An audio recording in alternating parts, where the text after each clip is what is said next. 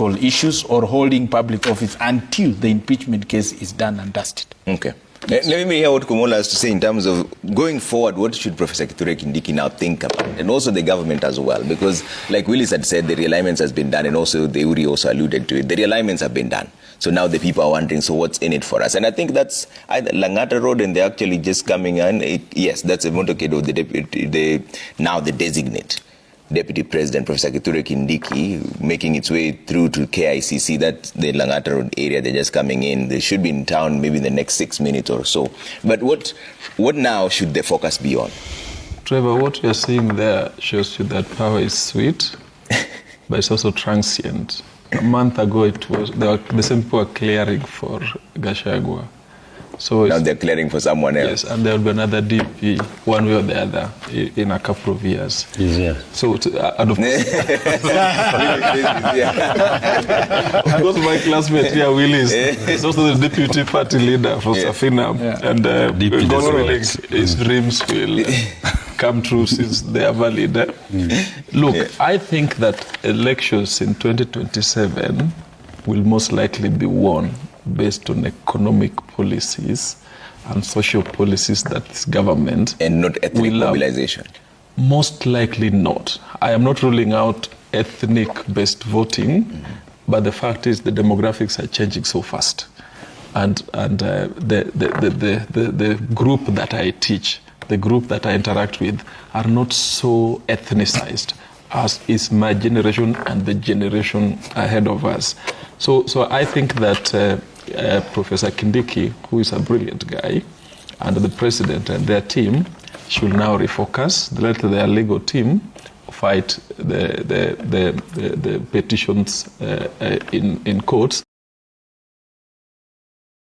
But they now refocus, of course, economic well-being of the average person, the mamambogas we keep talking about, to implement social justice reforms, to improve security of the country without being perceived to be violating human rights, because that also has a constituency.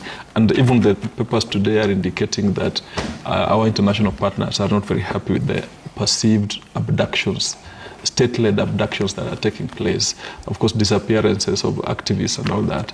So I think that they should really do a lot of reform based on their agenda. You know, both of these coalitions had very good on-paper policies, talking about economic improvement, lowering cost of living, focusing on the hustlers, and obviously healthcare reforms.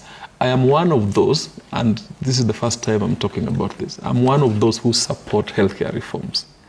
I think, since I've lived in countries where there's universal healthcare, I think properly designed and implemented universal healthcare is a good thing.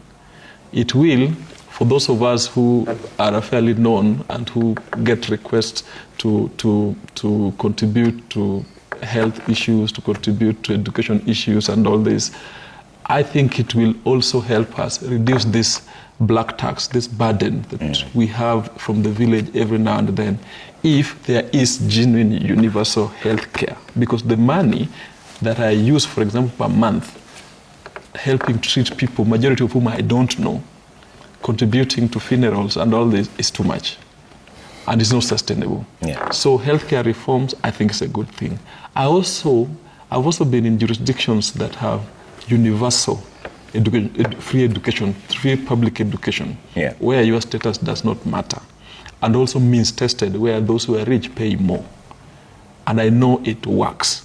So I am also one of those who is supporting reforms in education sector, particularly in higher education, in technical education, that is obviously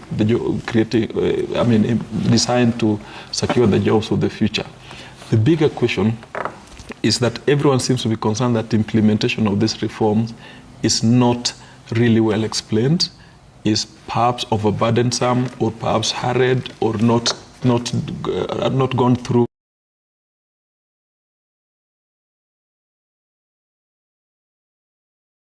Perhaps overburdensome, or perhaps hurried, or not gone through what you will call a testing period. So Professor Kindiki, being the scholar he is, well-traveled as he is, should be able to advise the government, lead the team that will implement these reforms in a manner that responds to concerns of the ordinary members of the public. If they don't do that, and yesterday's Daily had a lot of stories about